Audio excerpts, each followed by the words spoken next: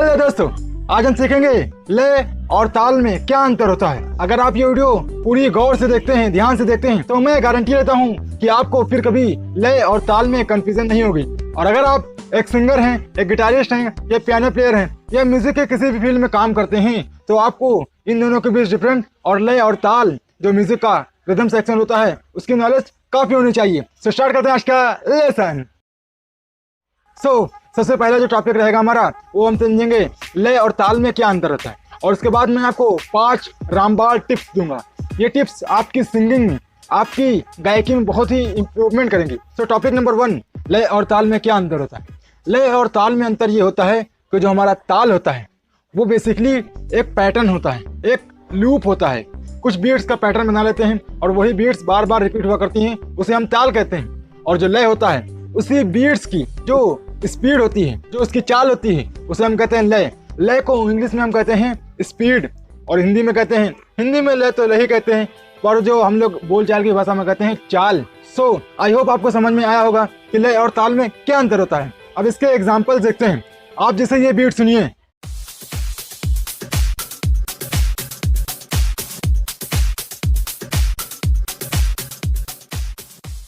इसमें जो ताल थी, इसका जो रिदम था वो था 4 बीट रिदम, यानी कि कहरवा ताल, और इसकी मात्राएं थी 4, 1 2 3 4, 1 2 3 4। 1 2 3 4, ये 1 से लेकर 4 तक जो बीट प्ले हुई, इसे हम कहते हैं एक स्ट्रक्चर, एक लूप। 1 से लेकर 4 तक बीट प्ले होगी, फिर उसी को हम लूप में आगे बढ़ाया करेंगे। ये एक हमारा ताल, एक पैटर्न फिक्स हो गया। और जो हमारी लय होती है वो इसी की कितनी स्पीड में हम प्ले कर रहे हैं, इसी को हम कितनी स्पीड में प्ले कर रहे हैं, उसे हम कहेंगे इसकी लय क्या है। ये जो बीट आपने देखी, ये थी 120 BPM में, मतलब 120 बीट्स पर मिनट। 1 मिनट में 120 बीट्स प्ले होंगी। अब अगर इसकी हम लय बढ़ा दें, यानी कि इसी बीट की, इसी ताल की अगर हम लय चेंज कर दें, इसकी लय हम 150 करके देखते हैं।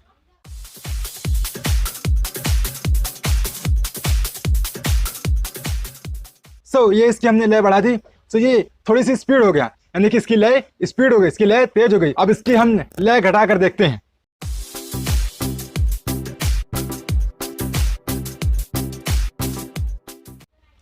आपने देखा कि इसकी लय हल्की से कम हो गई और सामान्य लय में आ गई। हमारे जो सॉन्ग्स होते हैं, बॉलीवुड सॉन्ग्स होते हैं, जो सामान्य बॉलीवुड सॉन्ग्स होते हैं, उसमें ज़्यादातर 90 BPM का यूज़ किया जाता है। यानी कि हमने जो सबसे लास्ट में एग्जाम्पल देखा, उसकी बीट्स की लय क्या थी, उसके टेम्पो क्या था, उसका टेम्पो था 90 BPM, यानी कि 90 बीट्स पर मिनट। अगर आपको ये वीडियो अच्छी लग रही हो, ये लेसन कुछ समझ में आ रहा हो, तो इस वीडियो को साथ ही साथ में लाइक भी करते चलिए और मेरे चैनल को सब्सक्राइब भी करते चलिए, ताकि मेरा चैनल जल्दी से जल्दी ग्रो कर जाए। ये थी लय और ताल की बेसिक नॉलेज। अब हम 5 बहुत ही इंपॉर्टेंट टिप्स पर बात करेंगे। ये टिप्स आपके लिए बहुत ही महत्वपूर्ण हैं। इन टिप्स को आप बहुत ही गहराई से और बहुत ही ध्यान से सुनना। टिप नंबर 1, टेम्पो का जो मात्रक होता है, टेम्पो की जो यूनिट होती है, उसे हम कहते हैं BPM, यानी कि बीट्स पर मिनट। 1 मिनट में कितनी बीट्स प्ले हुई, उसे हम कहते हैं BPM, और यह है टेम्पो का मात्रक। टेम्पो, लय एक ही चीज़ है, और रिदम और ताल ये एक चीज़ है।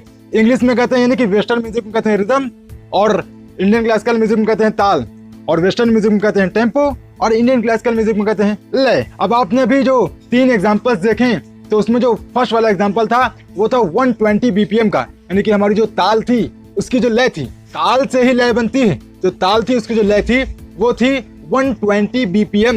यानी कि आपने समझा होगा कि 1 मिनट में अगर हम पूरी ताल को 1 मिनट तक प्ले करके देखें, तो 1 मिनट में कितनी बीट्स प्ले होंगी, 120 बीट्स, यानी कि 120 बीट्स 1 मिनट में प्ले हो जाएंगी। और टेम्पो, अगर आप कोई इंस्ट्रूमेंट देखते हैं, अगर आप कोई ऐप चलाते हैं, जैसे ये ऐप, तो इस ऐप में एक जगह दिया हुआ है कि टेम्पो, और टेम्पो की स्पीड आप इस तरह से घटा बढ़ा सकते हैं अगर आप बीट्स प्ले करेंगे तो। और अगर आप कहीं अपने सॉन्ग्स रिकॉर्ड करने जाते हैं, अगर आप अपनी कंपोजिशन लेकर जाते हैं, या आप अपना म्यूजिक लेकर जाते हैं कहीं पर, और किसी स्टूडियो में जाते हैं, उसे अपना म्यूजिक देते हैं और एक सॉन्ग रिकॉर्ड करते हैं, तो वो सॉन्ग रिकॉर्ड करने वाला आपसे म्यूजिक का BPM पूछेगा, तो आपको बताना पड़ेगा कि 120 टेम्पो है या 90 टेम्पो है।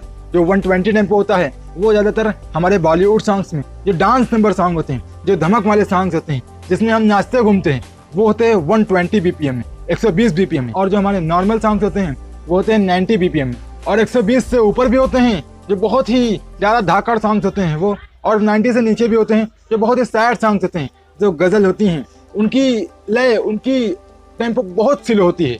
नाउ टिप नंबर 2, ये चीज आपके लिए रामबाण लाइन है। इस लाइन को आप कहीं नोट कर लीजिए और सुबह शाम उसी की माला जपते रहिए। सो ये लाइन है कि अगर आप ताल में गा पाएंगे तो आप लय में ऑटोमेटिकली गा पाएंगे, और अगर आप लय में गा पाएंगे तो ताल में ऑटोमेटिकली ही गा पाएंगे। ओए, इसका मतलब क्या हुआ? इसका मतलब तो कुछ समझ में नहीं आया। अब बता रहा हूँ यार, रुको, थोड़ा सब्र रखो। इसका मतलब हुआ कि जो हमारा ताल होता है, एक जो हमारा स्ट्रक्चर या पैटर्न या लूप जो होता है 1 2 3 4 1 2 3 4, अगर हम इसी के अकॉर्डिंग गाएं, 1 से स्टार्ट करें और 4 पर अगर हम सामान्य रूप से गाएं और उसी बीट के अकॉर्डिंग गाएं, तो ये हमारा लय में ऑटोमेटिकली ही हो जाएगा।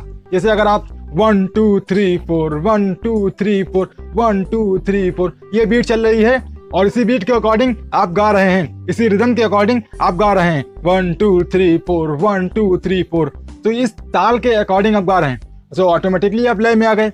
और अगर इसी लय को फॉलो करें, इसकी स्पीड को फॉलो करें, आप अगर कोई सॉन्ग सुनते हैं, अगर आप उसकी स्पीड को मैच करेंगे तो उसके ताल में, उसके रिदम में आप ऑटोमेटिकली ही आ जाएंगे। नाउ टिप नंबर 3, ये जो ताल है, लय है, टेम्पो है, रिदम है, सुर है और बाकी सारी वगैरह वगैरह चीजें हैं, ये आपके सबकॉन्शियस माइंड में बैठ जाएंगी। कैसे? आप राजा होंगे। आप जब गाएंगे इसको तो आप एक एक चीज गिनेंगे नहीं, एक एक चीज सोचेंगे नहीं कि ताल है, ये लय है, इसको हम कैसे करेंगे, ये इतनी है, ये इतनी है, ऐसी चीजें नहीं, आपके सबकॉन्शियस माइंड में चला करेंगी। आप गाना गाते रहेंगे, आप उसको एंजॉय करेंगे, आप उसको फील करेंगे, आप केवल शब्दों पे ध्यान देंगे और ये चीज आपके सबकॉन्शियस में पीछे चला करेंगे। इसका सबसे बेस्ट एग्जांपल है हमारे बॉलीवुड के सिंगर्स या अदर सिंगर्स। तो वो जो गाते हैं, क्या वो इतना सारा ध्यान देते होंगे? वो कैसे गा लेते होंगे? सुर में भी गाएं, ताल में भी गाएं, फीलिंग्स भी लाएं, उसकी जो विधाएं होती हैं जैसे हरकत, मुर्की और वाइब्रेटो वगैरह वगैरह, तो इतना सब वो करेंगे तो गाना कब गाएंगे, उसे एंजॉय कब करेंगे? सो इससे ये पता चलता है कि वो जब गा ही लेते हैं, इतना अच्छा गाते हैं, उनकी फीलिंग्स होती है, तो वो उनके सबकॉन्शियस माइंड में बैठ जाता है।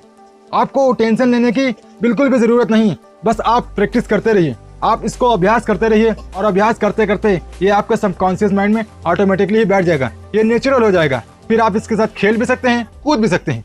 नाउ टिप नंबर 4, दोनों चीजों को समझने की जरूरत है, यानी कि लय और ताल को समझने की जरूरत है, ना कि प्रैक्टिस करेंगे आप, लय को अलग प्रैक्टिस करेंगे, ताल को अलग प्रैक्टिस करेंगे। ऐसा करने की जरूरत नहीं है। जैसा कि आपने इससे पहले देखा कि अगर आप लय में गाएंगे तो ताल में भी गाएंगे, ताल में गाएंगे तो लय में भी आ ही जाएंगे। तो ये आपको समझने की जरूरत है कि हाँ, लय इसे कहते हैं, ताल इसे कहते हैं। आपको टेंशन लेने की बिल्कुल भी जरूरत नहीं है।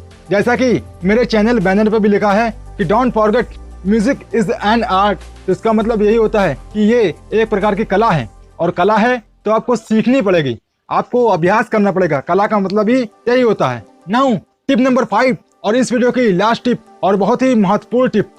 आपने सब कुछ कर लिया, पर आप अगर इस टिप को फॉलो नहीं करेंगे तो आपका ये सब करना बेकार है। सिर्फ आपकी नॉलेज रह जाएगी और नॉलेज भी आप धीरे धीरे भूल जाएंगे जब तक आप इसको अमल में नहीं लाएंगे। सो ये है प्रैक्टिस के बारे में। आप जब भी कोई सॉन्ग सुने तो उसके जो BPM है उसको नोट करने की कोशिश करें। आप घड़ी देखें, घड़ी जो होती है उसमें जो सेकंड गति होती है, टिक टिक टिक टिक टिक टिक टिक टिक, तो उसके BPM क्या होता है आप बताइए? उसका BPM होता है 60 बीट्स पर मिनट। तो आप इसी को नोट करिए। आप घड़ी लीजिए, घड़ी के साथ 1 2 3 4 मिलाइए। जब आपकी घड़ी 1 सेकंड करे तब आपको क्लैप करना है। घड़ी चल रही है टिक टिक टिक टिक, उसी घड़ी के साथ में आपको 1 2 3 4 क्लैप करना है। 1 2 3 4 या चुटकी बजानी है 1 2 3 4 5 6 7 8। जब तक घड़ी 60 पे ना आ जाए तब तक आपको प्रैक्टिस करनी है और घड़ी के साथ मिलाने की कोशिश करनी है, उसकी स्पीड मैच करने की कोशिश करनी है। और एक्सरसाइज नंबर 2, जब भी आप कोई सॉन्ग सुने तो उसके साथ में, उसकी लय के साथ में, उसके ताल के साथ में, इट मीन्स कि आप उसकी जो बीट होती है उसके साथ में चुटकी बजाएं या क्लैप करने की कोशिश करें। 1 2 3 4 1 2 3 4 1 2 3 4। आप शुरुआत में उसके साथ में नहीं हो पाएंगे, ये आपके अभ्यास में धीरे धीरे साथ में आएगा। इसको आपको अभ्यास करना होगा और अभ्यास यही है। नाउ एक्सरसाइज नंबर 3, हमारा जो सॉन्ग्स होते हैं उसमें जो रिदम होता है, यानी कि जो ताल होता है, उसमें एक होता है सम। सम क्या होता है कि जो हमारे ताल की फर्स्ट बीट होती है उसे हम कहते हैं सम, यानी कि 1 2 3 4 1 2 3 4। जो 1 होता है उस पर जो बीट प्ले करते हैं तो थोड़ी सी तेजी देते हैं, 1 पर हम थोड़ी सी तेज से बीट प्ले करते हैं, 1 2 3 4, 1 2 3 4, 1 2 3 4, ताकि ये सम कहलाए। तो आप ये 1 फाइंड करने की कोशिश कीजिए, आप फर्स्ट बीट फाइंड करने की कोशिश कीजिए, यानी कि इसका सम फाइंड करने की कोशिश कीजिए। सो यदि मैंने आपको 3 एक्सरसाइजेस, अगर आपको मेरी वीडियो अच्छी लगी हो और मेरी वीडियो से कुछ नया सीखने को मिला हो, कुछ मजा आया हो, कुछ अलग सा सीखने को मिला हो, तो कमेंट करके बताइए और इस चैनल को साथ ही साथ में सब्सक्राइब कीजिए। मिलते हैं नेक्स्ट लेसन में। Till then practice it and enjoy it.